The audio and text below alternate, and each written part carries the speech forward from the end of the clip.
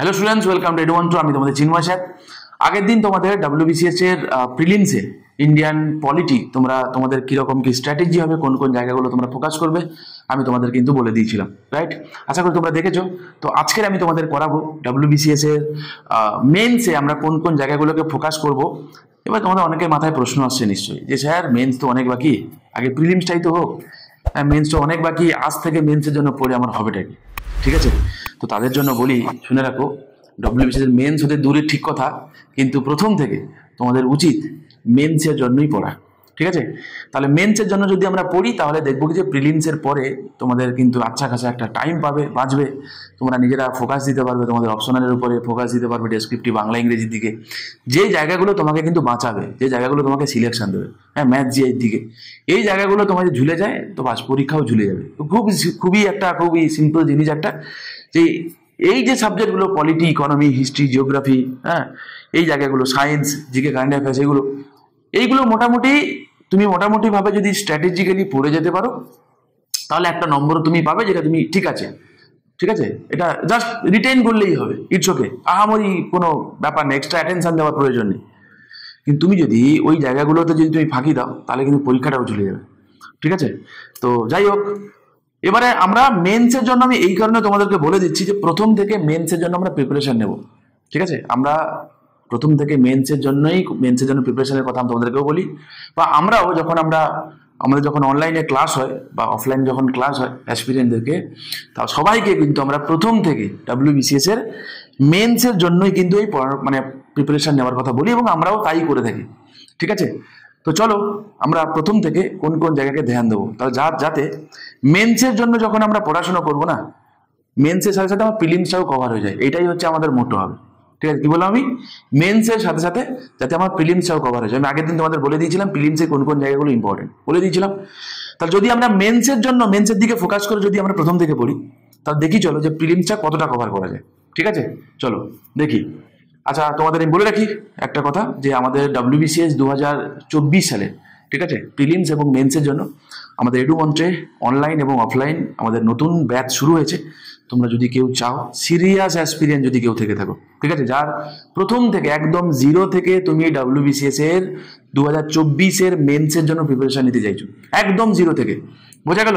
আর তোমরা যদি কেউ থেকে থাকো যে তারা রিভাইজ দিতে চাও, ঠিক আছে, এই সাবজেক্টগুলোকে জাস্ট আয়ত্তের মধ্যে রাখতে চাও, নিজের প্রিপারেশনটাকে একটা অন্য লেভেলে নিয়ে যেতে চাও, বোঝা গেল, একদম UPSC স্ট্যান্ডার্ডে করতে চাও, সিরিয়াস অ্যাসপিরেন্ট, আবার বলছি, তাহলে একমাত্র কল করো। ওকে, চলো দেখি, আমাদের নতুন ব্যাচ শুরু হয়েছে, তো তোমরা চাইলে সেখানে জয়েন করতে পারো। আবারও বলছি, সিরিয়াস অ্যাসপিরেন্ট হতে হবে, নিজের এফোর্টটা যেন 100% দেওয়া হয়, বাস এটুকু হলেই হবে। ঠিক আছে, এই শর্তে ফোন করো। ওকে, চলো, রেগুলার মক পাবে, কি পাবে না পাবে তোমরা ফোন করো, জানিয়ে দেওয়া হবে, একদম অ্যাফোর্ডেবল প্রাইসে তোমাদের আমরা যা দেবো, মোর দ্যান দ্যাট, চিন্তা করার কোনো কারণই, ফোন করো। ঠিক আছে, নিচে দেখো ডেসক্রিপশন বক্সে নম্বর দেওয়া রয়েছে। চলো মেন্সে চলো আমরা দেখি যে কোন কোন জায়গাগুলোকে আমরা ফোকাস করব। ঠিক আছে, দেখো ফান্ডামেন্টাল রাইট। আচ্ছা, আগের দিন তোমাদের বলেছিলাম না, প্রিলিমসে ফান্ডামেন্টাল রাইট থেকে সব থেকে বেশি কোশ্চেন আছে, 18% কোশ্চেন ছিল, মনে আছে? আর মেন্সে দেখো শুধুমাত্র ফান্ডামেন্টাল রাইট থেকে 25% কোশ্চেন আছে। ভাবতে পারছো? ফান্ডামেন্টাল রাইট এবং রিলেটেড, যেগুলো আমি আগের দিন তোমাদেরকে বলেছিলাম, তাই না? যেমন ফান্ডামেন্টাল রাইটের সঙ্গে কার কার সম্পর্ক আছে, আমি দেখবো প্রেসিডেন্টের সম্পর্ক আছে, আর্টিকেল 358, 359, কি বলবে বলো, এমার্জেন্সি সম্পর্ক আছে, আচ্ছা না? তো ফান্ডামেন্টালের সঙ্গে সুপ্রিম কোর্টের সম্পর্ক আছে, তো এই ফান্ডামেন্টাল রাইটের সঙ্গে DPSP রিলেটেড প্রচুর কেসেস আছে, ফান্ডামেন্টাল রাইট রিলেটেড অ্যামেন্ডমেন্ট প্রচুর রয়েছে, রাইট? তাহলে এই সমস্ত কিছুকে যদি আমি অ্যাড করি, একটা ডিরেকশনে যদি নিয়ে যাই, তাহলে নাম্বার অফ কোশ্চেন 25, বুঝতে পারছো? 100টার মধ্যেই 25খানা কোশ্চেন আছে এই জোন থেকে, যোগ নয়। তাহলে যখন আমরা পড়বো ফান্ডামেন্টাল রাইটটাকে যেমন দাবিয়ে পড়বো, একদম ভালো করে পড়বো, যাতে মেন্সের মতো করে রেডি করতে পারি, তাহলে প্রিলিমস তোমার অটোমেটিক্যালি হয়ে যাবে, এক্সট্রা করে অ্যাটেনশন দেওয়ার কোনো প্রয়োজন নেই। তাহলে ভেবে থাকো, স্মার্ট ওয়েতে যদি পড়া যায় তাহলে মেন্সের সাথে সাথে প্রিলিমসের জন্য আলাদা প্রিপারেশন নিতে লাগে না, সত্যি বলছি, প্রিলিমসের জন্য আলাদা প্রিপারেশন নিতে লাগে না। ঠিক আছে, শুধুমাত্র ইংরেজিটুকু যদি আমি বাদ দিই, কারণ প্রিলিমসে এবং মেন্সে দেখবো যে ইংরেজি, ওখানে ডেসক্রিপটিভ, এখানে অবজেক্টিভ, এই হচ্ছে গল্প। তো এর থোড়া বহুত একটু, তাও তো সিমিলার ডেফিনেটলি আছে, ইংরেজি তো ইংরেজি হয় না, বুঝতে পারলে? বাকি রিমেনিং যা রয়েছে, কোনটা লাগবে না তোমার বলো? মেন্সের জন্য প্রিপারেশন নাও প্রথম থেকে, তো প্রিলিমস আরামসে হবে। তারপর ডিপিএসপির কথা কি বলেছে 15%।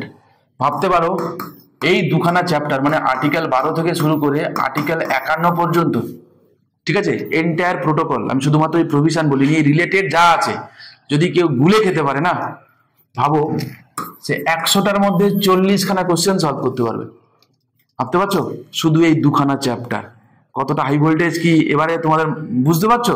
তা তোমরা যদি আমাকে বলো যে স্যার আমার কাছে সময় নেই, আমি চাকরি বাকরি করি, ঠিক কথা, ঠিক আছে, আমার কাছে পুরো এন্টায়ার পলিটি রিভাইজ দেওয়ার জন্য ওকে আমার কাছে 2 দিন সময় আছে, বুঝা গেল, পুরো এন্টায়ার পলিটি মেন্স দিতে যাবো, আমার কাছে সময় নেই, বুঝা গেল, সারা বছর আমি অলরেডি গ্রুপ সিতে চাকরি করি আছি আমি, বাকি অন্য কোনো সেক্টরে আছো, ওকে ইন্ডিয়ান পলিটি মোটামুটি সারা বছর অল্প বিস্তর পড়ে রেখেছো, সামনে আর 2 দিন তুমি সময় পাবে ইন্ডিয়ান পলিটিটাকে রিভাইজ দেওয়ার জন্য, তো আমি কোন জায়গাগুলো স্যার পড়বো?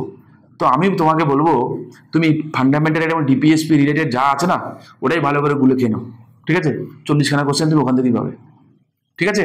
চলো নেক্সট আছে ফান্ডামেন্টাল ডিউটি, ওকে এই সব রিলেটেড জিনিসপত্র বলছি, মানে ইনক্লুডিং আর্টিকেল, ইনক্লুডিং অ্যামেন্ডমেন্ট, ঠিক আছে, ইনক্লুডিং আদার প্রভিশনস, কেসেস, এই সব সব সব বারবার কিন্তু করে কিন্তু বলছি আমি, অ্যাড যদি করে দিই ভাবো এই 3টে জায়গা থেকে 50% কোশ্চেন আছে, ভাবতে পারছো 50% কোশ্চেন আছে। এবার বলো 2 দিন এই 3টে চ্যাপ্টার তোমার মেন্সের আগে রিভিশন দেওয়া সম্ভব কি সম্ভব নয়? 100% সম্ভব। তাহলে বুঝতে পারছো এই 3খানা চ্যাপ্টার যদি আমরা গুলে খেতে পারি মোটামুটি আমার 50% আমার কাজ ডান, বাস গল্প শেষ। তারপরে কি শুধুমাত্র কনস্টিটিউশনাল অ্যামেন্ডমেন্ট আমি যদি বাকিগুলোকে বাদ দিই তো দেখবো যে এবং সেই রিলেটেড প্রভিশন হয় অ্যামেন্ডমেন্ট এবং বা কখনো কখনো প্রভিশন জানতে চাই, অ্যাড করে দিলে বাস 15% কোশ্চেন আছে। রিড এবং রিভিউ থেকে জুডিশিয়াল রিভিউ এই জোন থেকে 10% কোশ্চেন আছে, 10%। প্রিএমবেল এবং সিটিজেনশিপ থেকে দেখবো 10% কোশ্চেন আছে। সেন্টার স্টেরিলেশন থেকে মানে ইনক্লুডিং এমার্জেন্সি এগুলো যদি করি 10% কোশ্চেন আছে, এবং আদার কনস্টিটিউশনাল বডি থেকে এই জায়গা থেকে মোটামুটি 5% কোশ্চেন আছে। যেমন ধরো ইলেকশন কমিশন কত নম্বর আর্টিকেল আছে, স্টেট ইলেকশন কমিশনারকে কে অ্যাপয়েন্ট করে, ওকে ইউপিএসসি চেয়ারম্যানকে কে অ্যাপয়েন্ট করে, ইউপিএসসি চেয়ারম্যানের টেনিওর কি ব্যাপার, এই জাতীয় প্রোটোকল যেগুলো আছে, তো সেখান থেকে মোটামুটি দেখবো যে মোটামুটি এরকম কোশ্চেন গুলো আমাদের আসে, ঠিক আছে। চলো আমি তোমাদেরকে প্রত্যেকটা টপিক ধরে ধরে কোন কোন জায়গাগুলোকে আমরা পড়বো না পড়বো, ঠিক আছে, আমি একটুখানি তোমাদেরকে দেখিয়ে দিই। প্রথমে আসো আমি তোমাদেরকে যে জায়গাটার কথা বলবো আমি সেটা প্রিঅ্যাম্বল এবং সিটিজেনশিপ, ঠিক আছে। কি কি করবো? প্রথম কথা দেখো কি ওয়ার্ড যেগুলো আছে প্রিলিমসের জন্য তোমাদেরকে একই কথা বলেছিলাম, কি ওয়ার্ড যেগুলো সেগুলোকে দিকে আমরা ধ্যান দেবো। 42nd কনস্টিটিউশন অ্যামেন্ডমেন্ট অ্যাক্ট, আচ্ছা কতটা ইম্পর্টেন্ট জানো? রিসেন্টলি সুপ্রিম কোর্টের কাছে একটা পিটিশন ফাইল করা হয়েছিল, এটা জানতে চেয়ে যে যখন 42nd কনস্টিটিউশন অ্যামেন্ডমেন্ট অ্যাক্টটা যখন পাস হয় তখন ছিল 1976 তোমরা জানো, এবং দেশে তখন অলরেডি এমার্জেন্সি চলছে, এবং সেখানে প্রিঅ্যাম্বলে 3খানা ওয়ার্ড অ্যাড করা হয়, এবং প্রথম যে 5খানা নমেনক্লেচারে 2খানা ওয়ার্ড ছিল, তাই না? তো বলা হয়েছিল যে এই যে যেমন ধরো দেখো সোশ্যালিস্ট এবং সেকুলার এই যে দুটো ওয়ার্ড, এই দুটো ওয়ার্ডকে কি করা হয়েছিল, আমরা দেখো 5টা নমেনক্লেচারে 2টো কথা অ্যাড করা হয়েছিল। তোমার জানতে চাওয়া হয়েছিল যে যেহেতু এই সোশ্যালিস্ট এবং সেকুলার, আমি ইন্টিগ্রিটি কথাটা পরে বাদ দিলাম, নমেনক্লেচারের কথা বলছি, ঠিক আছে, যে 5টা ওয়ার্ড অরিজিনালি ছিল না, ঠিক আছে, এইটা পরে অ্যাড করা হয়েছে। তাহলে পরে অ্যাড করা যেহেতু হয়েছে এবং সেটা অ্যাড করা হয়েছে ডিউরিং এমার্জেন্সি সময়, ঠিক আছে, অ্যাড করা হয়েছে ডিউরিং এমার্জেন্সি সময়, তাই এইটা কি যেহেতু অরিজিনালি ছিল না, এখন রাইট নাও দাঁড়িয়ে এই ওয়ার্ডগুলো থাকার আদৌ কতটা প্রাসঙ্গিক, বোঝা গেল? সুপ্রিম কোর্ট রিসেন্টলি ভার্ডিক্ট দিয়েছে যে ঠিক কথা যে এই অরিজিনাল ওয়ার্ডগুলো ছিল না, ইটস ওকে, কোনো ডাউট নাই, বাট আমাদের সংবিধানের একাধিক প্রভিশন ছিল যেখান থেকে আমরা দেখতে পাবো কি সোশ্যালিস্ট এবং সেকুলারের যে কনসেপ্টটা অলরেডি রিফ্লেক্ট করতো, ঠিক আছে। তাই তুমি, এবং এটা যেহেতু অলরেডি বেসিক স্ট্রাকচার বলে ডিক্লেয়ারও করে দেওয়া হয়েছে, তর্কের ক্ষেত্রে ধরে নিলাম যে এই দুটো কথা পরে অ্যাড করা হয়েছে, ধরে নাও নাইও, যদি নাও থাকতো তাহলেও এই দুখানা কনসেপ্ট অলরেডি কনস্টিটিউশনে অন্যান্য জায়গাগুলো থেকে এই দুটো কনসেপ্টকে রিফ্লেক্ট করতো, বোঝা গেল কি বললাম? তাই এগুলোকে রাখতেই হবে, এটা ম্যান্ডেটরি, বোঝা গেল? রিসেন্ট জাজমেন্ট, তাহলে এবারে যদি তোমাকে জিজ্ঞাসা করে রিসেন্ট জাজমেন্ট যেহেতু অলরেডি হয়েছে পুনরায় আবার নিউজে এসছে, বোঝা গেল? তো যেহেতু নিউজে এসছে, WBCS কেন ইউপিএসসি বলো এই জাতীয় পরীক্ষা, NDA CDS জাতীয় পরীক্ষাতে তুমি এগুলো এক্সপেক্ট করবে, এবং তোমরা জানো যারা ইউপিএসসি দাও তাদেরকে বলছি আমি যে কারেন্ট চেঞ্জেস যেগুলো হয় সেগুলো কিন্তু ম্যান্ডেটরি, আমাদের পড়তেই হয়, ঠিক আছে, চলো সিটিজেনশিপের কথা কি বলেছে, আর্টিকেল 5 থেকে 11 নর্মাল জিনিসপত্র, অ্যাকুইজিশন টার্মিনেশন রিলেটেড যে প্রোটোকল গুলো আছে, সিটিজেনশিপ অ্যামেন্ডমেন্ট অ্যাক্ট 1955 এ কি ছিল, পরে চেঞ্জেস হয়েছে দেখো 2019 সালে, ঠিক আছে। অ্যাক্ট গুলো সম্পর্কে প্রভিশনটুকু জানলেই হবে, জাস্ট অ্যাক্ট গুলো জানলেই হবে আমার। স্পেসিফিক্যালি 1955টা, হ্যাঁ, যে অ্যাকুইজিশনের গ্রাউন্ড কি কি ছিল আর হচ্ছে টার্মিনেশনের বা গ্রাউন্ড কি কি ছিল, ওকে। আর 2019 সালে হয়েছিল তার প্রভিশন গুলো, জাস্ট প্রভিশন গুলো দুটো তিনটে আছে, জাস্ট ওইটুকুনি পড়ে নেওয়া, বাস যথেষ্ট। তারপর কি বল, ডিফারেন্স বিটুইন কনস্টিটিউশনাল এবং স্ট্যাটুটারি সিটিজেনশিপ। মনোলজার স্টোরি আমি এটা বলতে চাইছি, আমি তোমাদের ফান্ডামেন্টাল রাইটের আগে দিন তোমাদেরকে বলেছিলাম না, সিটিজেন এবং পার্সন ডিফারেন্স কি, সিটিজেন কাকে বলে, ঠিক আছে, পার্সনই বা কাকে বলে। যেটা আমরা দেখি যে ফান্ডামেন্টাল রাইটে রয়েছে নানান জায়গায়, কোনটা সিটিজেন পায় তোমরা জানো, আর্টিকেল 15, 16, 19, 29, 30, তাই না, শুধুমাত্র যারা নাগরিক তারা পায়। আর্টিকেল 14 দেখো যে পার্সন রয়েছে, আর্টিকেল 21 পার্সন রয়েছে, তাই না। তাহলে কিছু কিছু এই যে পার্সন মানে কি, সিটিজেন মানেই বা কি, এই যে বেসিক টুকু যে ডিফারেন্স গুলো যদি তোমার জানা থেকে থাকে, এই রিলেটেড একাধিক কোশ্চেন থাকে যেগুলো শুধুমাত্র সিটিজেনশিপ নয়, ডিপিএসপি তেও কাজে লাগে। মানে ডিপিএসপি যারা ভারতের নাগরিক, sorry my mistake, fundamental duty, যারা ভারতের নাগরিক যারা, তাদের জন্য অ্যাপ্লিকেবল, সবার জন্য নয়। তাহলে ছোট ছোট ছোট ছোট প্রভিশন গুলো যেগুলো রয়েছে না, সেগুলো কিন্তু তোমাকে অনেকটা ইজি করে দেবে তোমার অ্যাপ্রোচটাকে। বোঝা গেল কি বললাম? আচ্ছা, নেক্সট কি বলছে দেখো তো, ফান্ডামেন্টাল রাইটের কথা বলছি আমি। আর্টিকেল 14 থেকে 21 কাকে বাদ দেবে বলো তো? ইকুয়ালিটি, ফ্রিডম, ঠিক আছে, লাইফ অ্যান্ড লিবার্টি। রিসেন্টলি আমরা দেখতে পাবো না, আর্টিকেল 21 রিলেটেড রিসেন্টলি আমরা দেখতে পাবো, অলরেডি ভার্ডিক দিয়েছে। এমসি মেহতা কেস, যারা তোমরা জানো, MC Mehta versus union of India case, দিল্লিতে যে পলিউশন হচ্ছে না, এবং রিসেন্টলি তোমরা জানো আশা করি আরাবল্লী পর্বতের চারিদিকে একটা গ্রিন বেল্ট তৈরি করার কথা চলছে, জানো তোমরা অলরেডি, যারা কারেন্ট অ্যাফেয়ার্স পড়েছো ডেফিনেটলি জানবে। তাহলে MC Mehta versus union of India কেসটা কেন এতটা ইম্পর্টেন্ট, বোঝা গেল? কার সঙ্গে কার সম্পর্ক ভাবো, আর্টিকেল 21 এর সঙ্গে সম্পর্ক, চারটিখানি কথা, next not matter of joke. ভালো করে আর্টিকেল 21টাকে যদি তোমরা না একটু সরি একটু যদি তোমরা ভালো করে করে যেতে পারো, একদম ইনক্লুডিং কেসেস থেকে শুরু করে সব কটা, এখান থেকে আচ্ছা খাঁচা কোশ্চেন কিন্তু তোমাকে ওই দিয়ে যাবে শুধু, বুঝতে পারলে? আচ্ছা, তারপর কি বললাম আমি, আর্টিকেল 32 ভার্সেস আর্টিকেল 226 ডিফারেন্স কি? এত পরীক্ষা এমনি চোখ বন্ধ করে আছে, যে কোনো পরীক্ষাতেই আছে। তো 32 আর 226, তোমাকে যদি আজকে ছোট্ট একটা প্রশ্ন আমি তোমাদেরকে করছি, তোমরা কমেন্ট বক্সে আনসার দিও। তোমায় যদি জিজ্ঞাসা করা হয় যে যে 5খানা রিট ভারতীয় সংবিধানে রয়েছে, যে 5টা রিট, সে 5টা রিট অ্যাকচুয়ালি কোন আর্টিকেলে রয়েছে? ঠিক আছে, আর্টিকেল 32 তো রয়েছে, কিন্তু কোন ক্লজে রয়েছে আমি এটা বলতে চাইছি। Article 32 clause 1, article 32 clause 2, article 32 clause 3, ঠিক আছে, ধরো না এরকম করে দিল, চারটে তোমাদেরকে অপশন দিল। এক সেকেন্ড দাঁড়াও তো। আর্টিকেল 32 ক্লজ 3, আর্টিকেল 32 ক্লজ 4, ঠিক আছে। এবার যে একটু স্মার্ট সে বলবে এরকম কোনো আর্টিকেলই নেই, এরকম কোনো আর্টিকেলই নেই, গল্প শেষ, ঠিক আছে। তাহলে এই দুটো নেই, তাহলে রইল বাকি কি, এ এবং বি। নাও আনসার করো এবার কি হবে, ঠিক আছে। যে 5খানা রিট আছে কোথায় আছে মারো এবার, ঠিক আছে। তাহলে এতদিন তোমাকে হয়তো দিত আর্টিকেল 32, যে সুপ্রিম কোর্ট রিট ইস্যু করে কোন আর্টিকেলে, আর্টিকেল 32, আর্টিকেল 226, হ্যাঁ হ্যাঁ, সুপ্রিম কোর্ট কিন্তু দিল বোথ, হ্যাঁ, আর একটা দিল suppose naan of the above, ঠিক আছে। তো সুপ্রিম কোর্টের কথা বলেছে, তার মানে আর্টিকেল 32 হবে। এতদিন তো ঠিক ছিল, কিন্তু এখন আর যদি বললাম আমি, যদি এরকম দেয় যে আর্টিকেল 32 কোন ক্লজে রয়েছে, তাহলে সেক্ষেত্রে আনসার কি হবে, আর্টিকেল 32 ক্লজ 2 তে রয়েছে। তাহলে এই যে জিনিসপত্রগুলো না, যদি মনে করে এই যে ছোট ছোট জিনিস, ডব্লিউবিসিএস এর মেন্সে ঠিক এইরকম ফ্লেভারেরই কোশ্চেন থাকে, ঠিক আছে, যেগুলো একটুখানি ডিটেলসে পড়ে গেলে একদম মজা লেগে যায়, ক্লজ তুলে তুলে কোশ্চেন দেয়, ঠিক আছে, ক্লজ তুলে তুলে কোশ্চেন দেয়। তাহলে সেক্ষেত্রে কি তোমাদের যদি ওই ভিতরকার জিনিসপত্র যদি জানা না থাকে, ও আনসার করা চাপ হয়ে যাবে। আন্দাজে করতে পারো, ভুল হওয়ার সম্ভাবনা থাকে, কোনোভাবে লেগে গেল একরকম গল্প, কিন্তু না লাগলে তো আন্দাজে তুমি কত সময় করবে। একটা জিনিস কনফিডেন্টলি করা, আমি আগের দিন বলেছিলাম না, একটা জিনিস কনফিডেন্টলি করা আর একটা জিনিস আন্দাজে করার মধ্যে ডিফারেন্স রয়েছে, বুঝা গেল? তো কনফিডেন্সলি না করলে তুমি কিন্তু ওই যে সিলেকশন না, চাপ হয়ে যাবে, ঠিক আছে, আন্দাজে সিলেকশন পাওয়া খুব মুশকিল। ওকে, তারপরে কি বললাম, সেই রিলেটেড গল্প আমাদেরকে পড়তে হবে। ডিপিএসপি যে ক্লাসিফিকেশন যেগুলো রয়েছে, সোশ্যালিস্টিক, গান্ধিয়ান, লিবারেল, ইন্টেলেকচুয়াল, প্রিন্সিপাল, সেই প্রিন্সিপাল রিলেটেড যে আর্টিকেলগুলো রয়েছে সেইগুলো সম্পর্কে প্রভিশনগুলো ইম্পর্টেন্ট। কতবার দিয়েছি তোমাদেরকে যে it is a duty of the state to making laws, তাই তো, টু ইমপ্লিমেন্ট সাচ ডিপিএসপিস। তা যদি বলে যে কার ডিউটি, আমি কিন্তু তোমাদেরকে প্রভিশনটা বললাম তো, তো কোশ্চেনে কি করলো, উল্টে দিল, দিয়ে বলে এটা কার duty to implement the DPSP. চলো 4টে অপশন দিল, state, president, supreme court, none of the above. বোঝা গেল? তারপরে ধরে নাও যে পার্লামেন্ট একটা অপশন দিয়ে দিল, তর্কের ক্ষেত্রে ধরে নাও দিল যে পার্লামেন্ট, ডিউটি অফ দ্য মানে state legislature, duty of the state, বোঝা গেল? আর দিল যে প্রেসিডেন্ট, 4টে অপশন দিল, বলো কার ডিউটি। তাহলে তোমরা পড়ে ডিউটি অফ দ্য স্টেট, তাহলে এইটা কোন আর্টিকেলে রয়েছে? তো সেই আর্টিকেলের প্রভিশনটাই যদি আমি না জানি, বোঝা গেল কি করে হবে? আন্দাজে আন্দাজে। বোঝা গেল আমি কি বলতে চাইছি?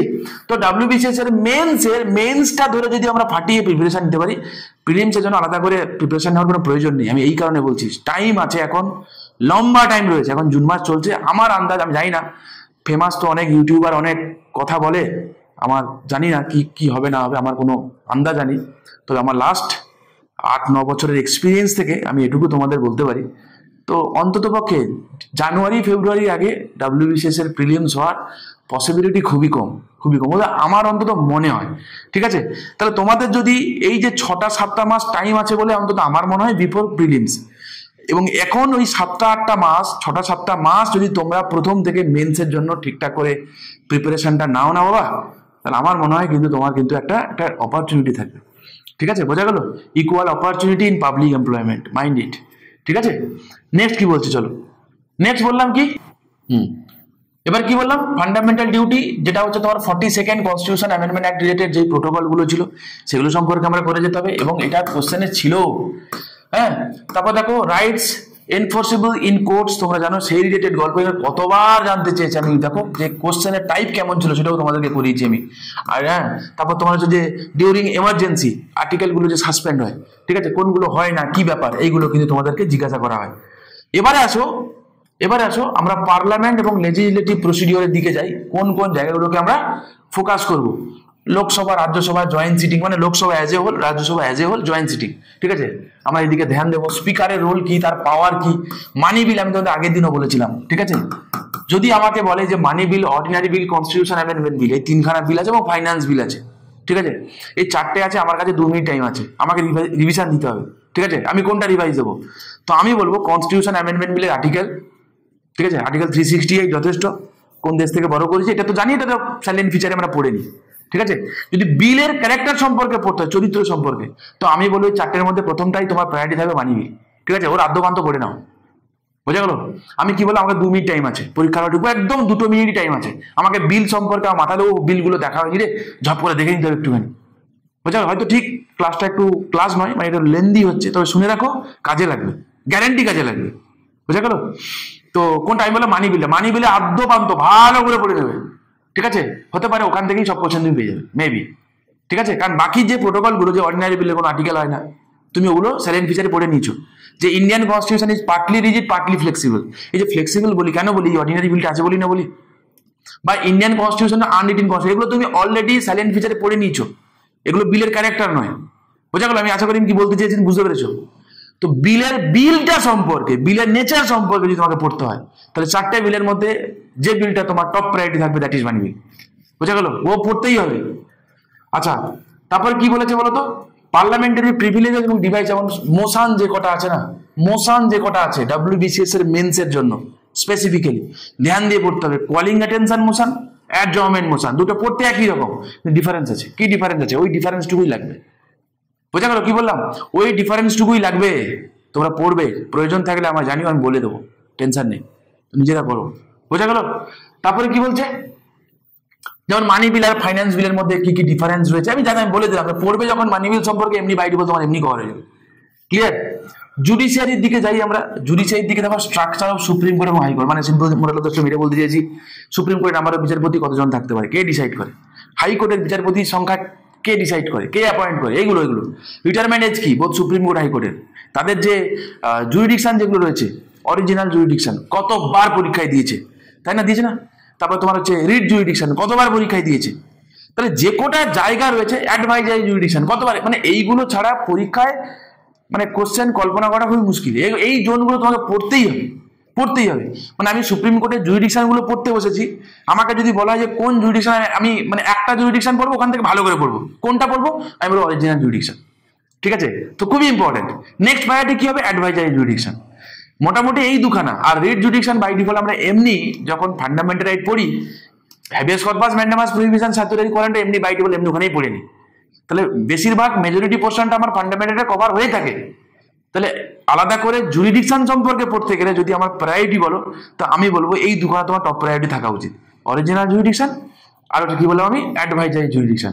কারণ রিট জুরিডিকশনটা তুমি অলরেডি ফান্ডামেন্টাল রাইট পড়ার সময় তুমি বিষয়টা মানে সাল্টে দিয়েছিলে। ঠিক আছে, বোঝা গেল কি বোঝা গেল না? এবারে রিলেটেড যে কেসে যেমন জুডিশিয়াল রিভিউ এবং জুডিশিয়াল অ্যাক্টিভিজম, ঠিক আছে, প্রিলিমসে কিন্তু এখান থেকে আহামরি কোনো কোশ্চেন দেয় না, দেখবে আহামরি প্রিলিমসের কোশ্চেন খুবই সাদামাটা হয়, আহামরি হয় না। মেনসে কিন্তু জিজ্ঞাসা করে জুডিশিয়াল রিভিউ কোন দেশ থেকে বার করেছি বলো, জুডিশিয়াল রিভিউ ভারতীয় সংবিধানে কত নম্বর আর্টিকেলে রয়েছে বলো, ডক্ট্রিন অফ জুডিশিয়াল রিভিউ কোন আর্টিকেলকে বলা হয় বলো। বোঝা গেল আমি কি বলছি?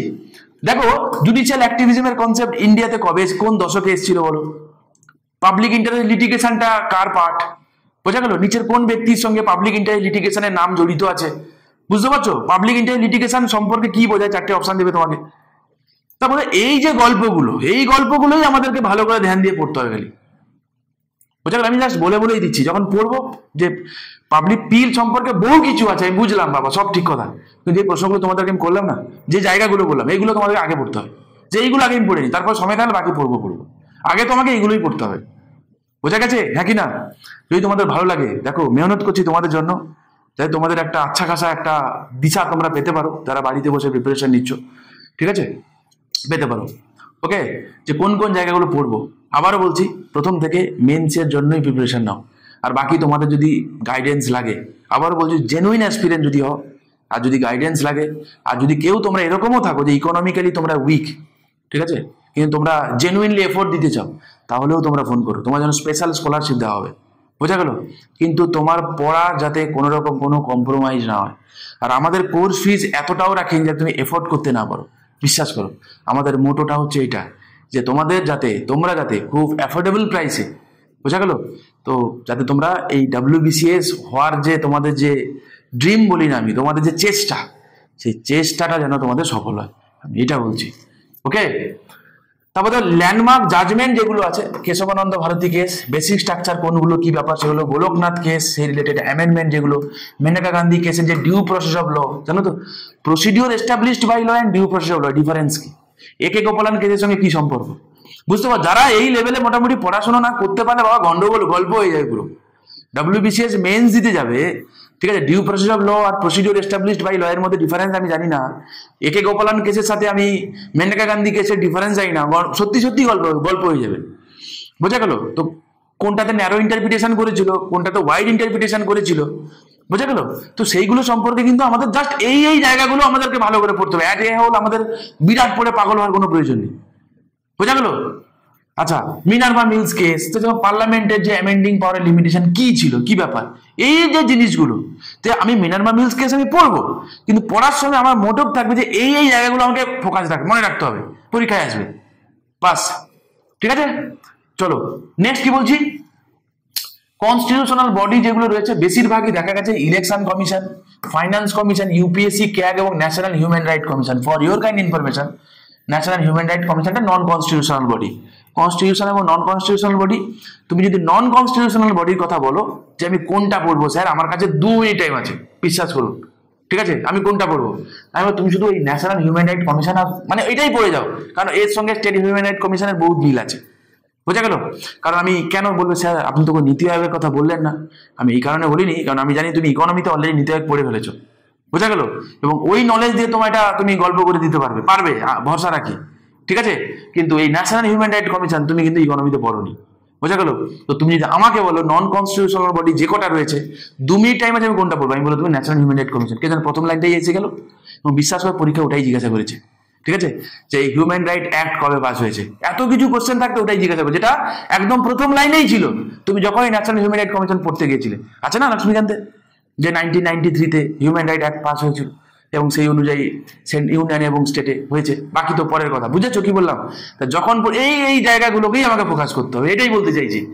ওকে, আর এই যে কটা মোটামুটি কনস্টিটিউশনাল বডি যে কটা রয়েছে, তো এদের যে কনস্টিটিউশনাল প্রভিশন গুলো কে অ্যাপয়েন্ট করে, কি ব্যাপার, এই জাতীয় প্রোটোকল গুলো দেখবো যে আমাদের পরীক্ষায় আছে। কম্পোজিশন কি, ইন্ডিপেন্ডেন্স কি রয়েছে, হ্যাঁ, স্ট্যাটুটারি বডি এবং কনস্টিটিউশনাল বডির মধ্যে ডিফারেন্স কি, ঠিক আছে। তো এখান থেকে মূলত আর্টিকেল এবং ফাংশন রিলেটেড যে প্রশ্নগুলো, ঠিক আছে, সেখান থেকে আমরা দেখবো যে কোশ্চেন গুলো এখানে জানতে চাওয়া হয়।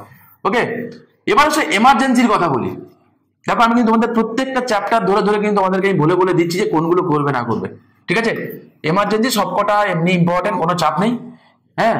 তা সত্ত্বেও আমি তোমাদেরকে বলবো যে ন্যাশনাল এমার্জেন্সিটা একটুখানি স্পেশালি ধ্যান দিয়ে পড়বে, কারণ ফাইন্যান্সিয়াল এমার্জেন্সিতে আহামরি পড়ার কিছু নেই, ঠিক আছে। গোটা চারেক স্টেটমেন্ট জানলেই চলে, 360 রয়েছে। ওই সময় ইউনিয়ন ডিরেকশন দেবে স্টেটকে, ঠিক আছে, প্রেসিডেন্টই জারি করে, ওকে। আর ফাইন্যান্সিয়াল কন্ডিশন যদি থ্রেটের মুখে পড়ে, এই বেসিক জিনিস জানি। এবং ওই সময় যে প্রেসিডেন্ট এবং ভাইস প্রেসিডেন্ট সহ যারা হচ্ছে পাবলিক, যারা হচ্ছে ফিগার যারা থাকে তারা ছাড়া, ওকে, মানে যারা হচ্ছে লোকজনের ভোটে যারা নির্বাচিত হয় ছাড়া, বাকি যে কটা পোর্টফোলিও আছে সবারই স্যালারি কি হতে পারে না কমে যেতে পারে, including chief justice of India বা জাজেস of supreme court and high court হতে পারে, চাপ নেই।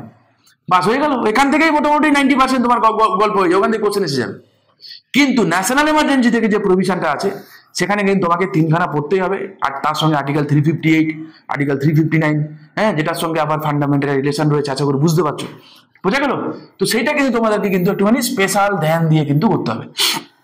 তারপর যে ক্যাবিনেটের অ্যাপ্রুভাল ছাড়া যে জারি করা যায় না, এই ক্যাবিনেট কথাটা কবে অ্যাড করা হয়েছে, রিলেটেড অ্যামেন্ডমেন্ট মানে 38 কনস্টিটিউশন অ্যামেন্ডমেন্ট অ্যাক্ট 39, বোঝা গেল, 38, 39, 42 এবং 44, এই 4খানা amendment related to emergency is very much important, ঠিক আছে। कुछ भी पूछ सकता है, कुछ भी पूछ सकता है, ঠিক আছে। 38, 39, 42 আর 44, বোঝা গেল, এই চারটেই ইম্পর্টেন্ট, ওকে। বাকি তোমার ইচ্ছা, পড়লে পড়বে, না পড়লে পড়বে না, ওকে। আচ্ছা, তারপরে কি বলে চলো, তারপর দেখে নি একটুখানি, হ্যাঁ, যে সাজেস্টেড প্রায়োরিটি, তাহলে মোটামুটি আমাদের হয়ে গেল। যা যা বলা আমি বলে দিয়েছি, এই জায়গাগুলো আমরা কি পড়বো না পড়বো তোমাদেরকে চ্যাপ্টার ওয়াইজ আমি বলে দিয়েছি। তাও যদি তোমাদের মনে হয় কোনো স্পেসিফিক্যালি কোনো কিছু জায়গায় তোমাদের কিছু ডাউট থেকে গেছে, কমেন্ট বক্সে তোমরা জানিও, আমি ডেফিনেটলি তোমাদেরকে জানিয়ে দেবো, চিন্তা করার কোনো কারণ নেই, ঠিক আছে। পড়ো, জেনুইনলি পড়াশোনা করো। দেখো এখানে আমি সাজিয়েছি টোটাল মোটামুটি 6খানা সেকশনে, ঠিক আছে। দেখো ফান্ডামেন্টাল রাইট, ডিপিএসপি এবং এফডি, দেখো আগুন জ্বলছে, মানে কি ভেরি হাই, কোনো কথা হবে না, আগুন জ্বলছে। তারপর দেখো পার্লামেন্ট এবং প্রসিডিওর কি আছে, ভেরি হাই। এই জোনটা করে ফেললে তোমার মোটামুটি বেশিরভাগটাই হয়ে গেল, গল্প শেষ। Judiciary landmark case high, preamble citizenship high, তারপরে কি emergency centre state relation medium এবং কনস্টিটিউশনাল বডি মিডিয়াম, ঠিক আছে। তো মোটামুটি এই ছিল তোমার ডব্লিউবিসিএস এর মেন্সের analysis related to Indian polity. আগের দিন তোমাদেরকে আমি করিয়ে দিয়েছিলাম প্রিলিমসের, আজকের করিয়ে দিলাম তোমাদের আমি মেন্সের, ঠিক আছে। তো তোমরা প্রথম থেকে মেন্সের জন্যই প্রিপারেশন তোমরা নাও, প্রথম থেকেই নাও, যাতে মেন্সের সাথে তোমার প্রিলিমসটাও কভার হয়ে যায়, ঠিক আছে। আর কিভাবে তোমরা ডব্লিউবিসিএস এর প্রিলিমসটাকে অ্যাপ্রোচ করবে এই রিলেটেড যদি তোমাদের ভিডিওর প্রয়োজন থেকে থাকে চাইলে তোমরা জানাতে পারো, আমি তোমাদেরকে কিন্তু তোমাদের সঙ্গে ডেফিনেটলি শেয়ার করবো, ঠিক আছে। কেমন লাগলো বা এখান থেকে তোমরা আদৌ উপকৃত হলে কিনা, এই ডুমন্ত্রের কন্টেন্ট থেকে তোমরা আদৌ উপকৃত হও কিনা, সবটাই তোমরা জানিও। আর ভালো লাগলে তোমরা চাইলে চ্যানেলটাকে সাবস্ক্রাইব করতে পারো, ঠিক আছে। ভালো থেকো, দেখা হচ্ছে নেক্সট ভিডিওতে, এবং সেখানে কিন্তু আমি তোমাদের ইন্ডিয়ান ইকোনমি প্রিলিমসের এবং মেন্সের ঠিক এরকমই করে দেবো, ঠিক আছে। ভালো থেকো, টাটা।